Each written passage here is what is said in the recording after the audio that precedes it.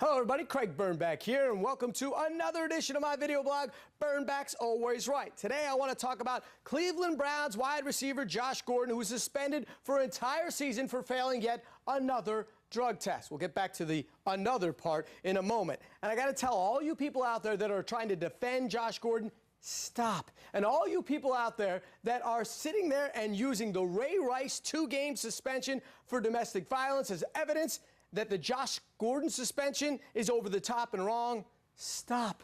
They're not related. First of all, let's give Roger Goodell and the NFL some credit. They finally changed their domestic violence policy. From now on, if you commit a domestic violence violation under the NFL code, you will be suspended for 6 games. Commit a second violation, you could be banned for life. So Roger Goodell realized, just like you and me, that 2-game suspension was ridiculous, and they've changed their policy. But it doesn't matter. That has nothing to do with what happened to Josh Gordon. Josh Gordon knew that if he failed another drug test, he would be suspended for an entire season. He knew that if he failed another drug test, he would be, well, giving up $1.4 million in salary. Yet that wasn't enough for him to avoid a situation where he failed another drug test. Now, Gordon says, hey, look at the number on that last test that I failed. It's so small, I think I got it from secondhand smoke. I didn't even smoke the pot. Well, guess what? It doesn't matter. You still were in a situation where you had enough marijuana in your system to fail the drug test. Whether or not it's secondhand smoke or not, I don't care. You still, well, bad judgment. Gordon, though, doesn't want to take all the blame. Check out his quote.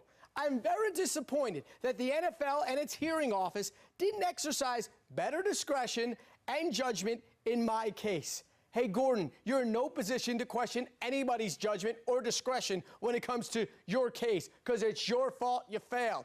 Listen, Josh Gordon didn't just fail one drug test. Look at his history. He got put in the system because he failed multiple drug tests. Last year, he was suspended for 2 games. Why? Because he failed a drug test. He said, oh, I had some cough syrup and it had codeine in it, and that's a banned substance. So that's why I failed. That's why I got 2 games. You got to know what's going in your body, especially when you're already in the NFL's drug system and you know you're going to get tested.